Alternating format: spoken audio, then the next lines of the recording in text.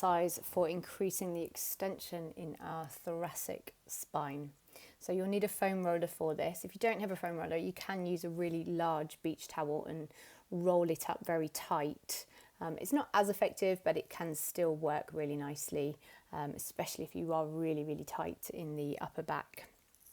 So what you're going to do is you're going to get your mid-spine, so just below the shoulder blades, resting on top of the foam roller.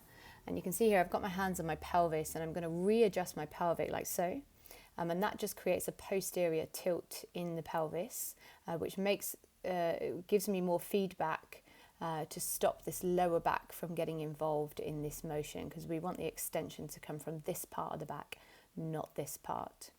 I'm going to get my shoulder blades out of the way. So for that, you want to hug your shoulder blades or protract them, get them out of the way, give yourself a big hug. And then firstly, just give yourself a bit of a roll out. So I'm just rolling up and down the spine. I'm coming into the left, just underneath the armpit, onto the right. And just you might get a couple of sort of pops through the facet joints, but there's nothing to worry about there. Again, readjusting the pelvis and supporting the head, because what we don't want to do, again, is have the neck get involved in this too.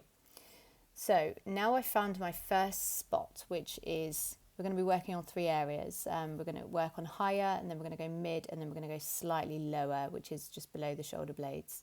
So higher here, working on 3 repetitions where we're coming over into extension, but making sure the extension's coming from this upper back. So maybe inhale here, and then exhale, slide the ribs down towards the pelvis, engaging the abdominals. So again, I'm finding extension and flexion. I'm not pulling up on the neck here, so that my hands are actually very soft. And what I'm starting to do here is come into some spinal flexion, some lateral flexion, which I'll show you again on the second repetition. So the second area, same thing, coming into extension, making sure that the ribs don't flare up towards the ceiling or I arch my lower back. And once you've done about 2 or 3, you'll come into this lateral flexion. So come into your flexion. So be on the next rep. And then staying in that flexion and shifting over to the right and to the left. And again, that's just giving your vertebrae a little bit more space to move. And then we'll move on to the last area, which is often the most restricted.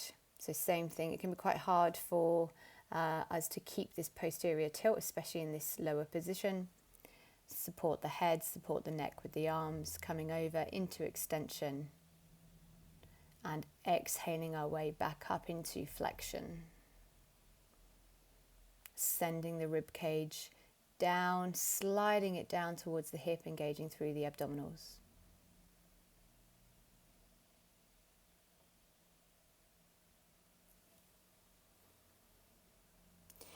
So protocol, you've done 3 areas, 3 reps per area, and also add in 2 or 3 side bends on each side, just getting a little bit of space in the back.